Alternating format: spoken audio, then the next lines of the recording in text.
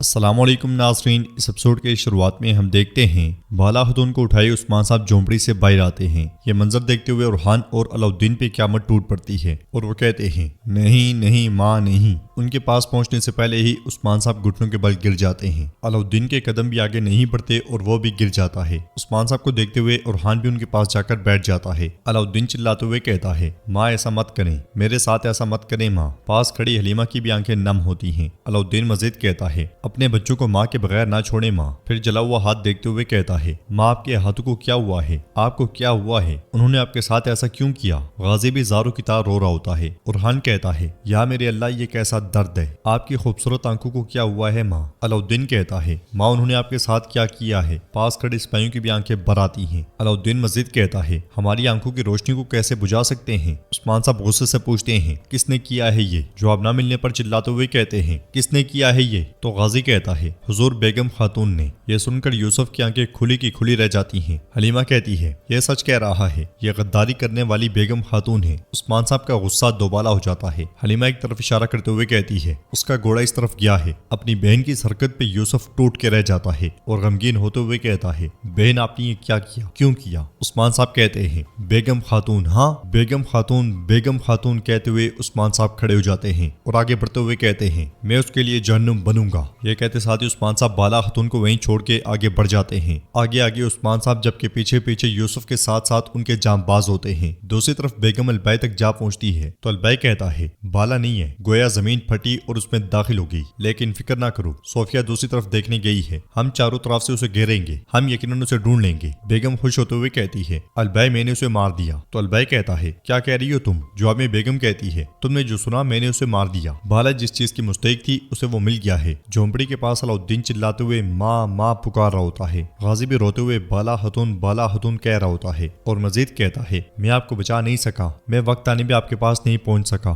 حلیمہ بھی بہت زیادہ غمگین ہوتی ہے اور دل ہی دل میں کہتی ہے جس درد سے مجھے گزارا گیا تمہارے بچے بھی وہی درد سہیں گے بالا، میں نہیں صرف تمہارے بچے اس درد کی آگ میں جلیں گے۔ یہ کہتے ہوئے وہ اپنے آنسو صاف کرنے لگ جاتی ہے۔ علاؤالدین کا رو رو کے برا حال ہو جاتا ہے اور وہ کہتا ہے یہ کس قسم کا درد ہے میرے اللہ۔ ادھر ہم دیکھتے ہیں کہ عثمان صاحب ٹھنڈے ترین موسم میں سر پٹ آگے بڑھ رہے ہوتے ہیں اور گھوڑے کو دوڑاتے ہوئے بالا خاتون کے ساتھ گزرے ہوئے حسین لمحات کو یاد کرتے ہیں۔ وہ پہلی ملاقات سے لے کر آخری ملاقات تک کو یاد کرتے ہیں، شادی کے دنوں کو یاد کرتے ہیں، بالا خاتون کا مسکراتا ہوا چہرہ یاد کرتے ہیں، ان کے ساتھ گھڑ سواری کو یاد کرتے ہیں۔ ان کا غصہ بڑھتا ہی چلا جاتا ہے اور گھوڑا بھاگتا ہی چلا جاتا ہے۔ دوسری طرف جنگل سے آگے بڑھتے ہوئے البائی بیگم سے کہتا ہے بالا کو مارنا غلطی ہے۔ بیگم کہتی ہے غلطی؟ بالا بہت پہلے موت کی مستحق بن چکی تھی، جو کچھ عثمان کے ساتھ ہوا اسے یاد کرو، کیا میں اسے فرار ہونے دیتی؟ البائی سے کہتا ہے جب عثمان ہمارے ہاتھ میں آتا تو ویسے بھی ہم دونوں کو مار دیتے، اب عثمان انتقام کے لیے حملہ کرے گا۔ تو بیگم کہتی ہے بالا کے درد سے جلنے والا اس کا دل اس سے غلطیاں کروائے گا، اسے حملہ کرنے دو، ہم انتظار میں ہوں گے۔ البائی کہتا ہے عثمان بجھ جانے والی آگ بن چکا تھا، نہ اس کی عوام بچی تھی نہ اس کے سپاہی، اب تم نے اس آگ کو پھر سے جلا دیا ہے۔ بیگم چلاتے ہوئے کہتی ہے تو پھر ایک غلطی سے اس آگ میں شعلے بھڑکیں گے، میں ان شعلوں سے اسے راکھ کر دوں گی۔ اس لیے میں عثمان صاحب تنے تنہا ان تک پہنچاتے ہیں اور بلند آواز سے کہتے ہیں بیگم پلٹتے ساتھ ہی تلوار بے نیام کر لیتی ہے اور البائی سپاہیوں سے کہتا ہے نوکرو حملہ کرو۔ منگول نوکر جیسے ہی آگے بڑھتے ہیں عثمان صاحب گھوڑے پر سے ہی انہیں جہنم واصل کرنا شروع کر دیتے ہیں۔ عثمان صاحب کا غصہ دیکھ کر البائی کہتا ہے راستہ روکو، اس کا راستہ روکو۔ صوفیہ چھپ کے یہ سارا منظر دیکھ رہی ہوتی ہے۔ درجنوں منگول عثمان صاحب کے سامنے آ جاتے ہیں اور البائی عثمان صاحب سے کہتا ہے بیکار میں کوشش کر رہے ہو عثمان۔ عثمان صاحب کہتے ہیں میری جان میری بالا کو تم نے اتنی بے رحمی سے شہید کیا ہے، میں تمہیں دونوں جہانوں میں ذلیل کروں گا، میں تمہیں ساتویں زمین کے نیچے دفن کروں گا۔ تمہاری آنکھیں نکالنے سے پہلے میرے لیے کوئی سکون نہیں ہے، میری تلوار صرف خون سے سراب ہوگی، میں بالا کا انتقام لینے سے پہلے ہرگز نہیں رکوں گا۔ البائی کے پکارنے پر منگول پھر سے عثمان صاحب پہ حملہ کرتے ہیں، مگر انتقام کی آگ میں جلنے والے عثمان صاحب کسی کو ٹکنے نہیں دیتے۔ ایک ہی وار کے منگولوں کو موت کے گھاٹ اتار دیتا ہے۔ کائی قبیلے میں لوگان التوگا سے کہتا ہے البائی تم نے پہلے عثمان کی بیوی کو قید کیا پھر ہاتھوں سے جانے دیا، ہاں؟ تو التوگا کہتا ہے بھاگنے والے صرف وہ نہیں تھے اولوگان، بالا جیر کتے اور بچے کو لے کر فرار ہو گئی۔ اولوگان کہتا ہے تو پھر دعا کرتے ہیں التوگا، ٹینگری سے دعا کرتے ہیں کہ عثمان کی بیوی پہاڑی سے دور نہ جائے۔ التوگا آگے بڑھتا ہے تو لوگان خنجر اس کے گلے پر تان لیتا ہے اور کہتا ہے میں تمہارا گلا کاٹ دوں گا التوگا، میں تمہیں تمہارے خون میں ڈبو دوں گا التوگا، قبیلے کی حفاظت کے ذمہ دار تم تھے، البائی اور بیگم کی نادانی ایک طرف، غفلت میں پڑنے والے تم ہو۔ یہ کہتے ساتھ ہی اسے زمین پہ پٹخ دیتا ہے، پھر کہتا ہے فوراً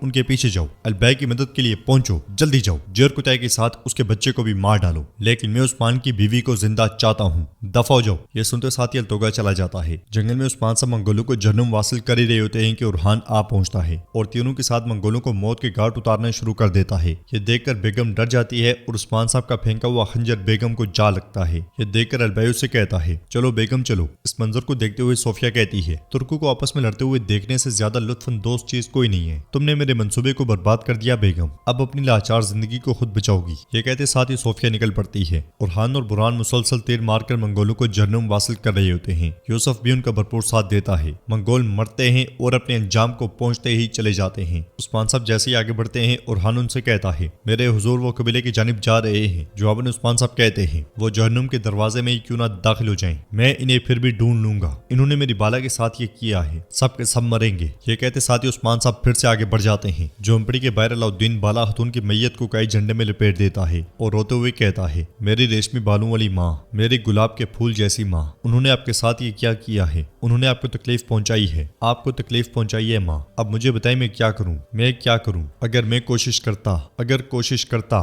कितनी ही रियासतों को फतह कर लेता। आप होती तो मैं ये सब करता, आप मुझे रास्ता दिखाती, आप मुझे बताती मैं क्या करूं माँ, मैं क्या करूं? अलाउद्दीन को देखकर हलीमा भी फिर से रो पड़ती है। अलाउद्दीन मजीद कहता है, मैंने इस दर्द के लिए खुद को तैयार नहीं किया था, अब मैं कहाँ जाऊँ माँ, अब मैं कहाँ जाऊँ? आग ने आपके साथ जो किया है उसके बाद मैं राख बन गया हूँ माँ। अलाउद्दीन राख बन गया है, मैं ये कैसे बर्दाश्त करूँ, कैसे बर्दाश्त करूँ? इधर उस्मान साहब और उनके साथी रुकते हैं। उरहान घोड़े से उतरता है और निशानात का जायजा लेता है। फिर कहता है, हुजूर निशानात कबीले की तरफ जा रहे हैं। किसी के आने की आवाज सुनकर वो सब एकदम से घोड़ों से उतर जाते हैं। वहां पहुंचने वाला जेर कुतै होता है, जो एकदम से घोड़े से उतरता है और उस्मान साहब के पास आता है। फिर कहता है, मेरे हुजूर बाला खतून कबीले में नहीं है, हम भाग आए हैं। मरियम और गाजी उनके साथ हैं, वो लूमड़ हमारे पीछे थे। मैं उनकी तवज्जो मबजूल करवाने के लिए अलग हो गया था, मगर जेर कुतै को कोई भी जवाब नहीं मिलता। तो वो परेशान होते हुए कहता है, हुजूर बाला खतून महफूज है ना? तो उरहान उससे कहता है, जेर कुतै बाला माँ, मेरी माँ वफात पा चुकी है। यह सुनकर जेर कुतै को भी जोरदार धचका लगता है और वो कहता है, नहीं नहीं, मेरे शहजादे ऐसा नहीं हो सकता। फिर उस्मान साहब से कहता है, हुजूर मेरे शहजादे क्या कह रहे हैं? किसी के जवाब ना देने पर वो कहता है, यानी कि मैं उनकी हिफाजत ना कर सका? क्या मैं बाला खतून और गाजी की हिफाजत ना कर सका? तो बुरहान उससे कहता है, जेर कुतै फिक्र ना करो, गाजी ठीक है। जेर कुतै उस्मान साहब की जानिब देखते हुए कहता है, मैं हुजूर की अमानत की हिफाजत नहीं कर सका।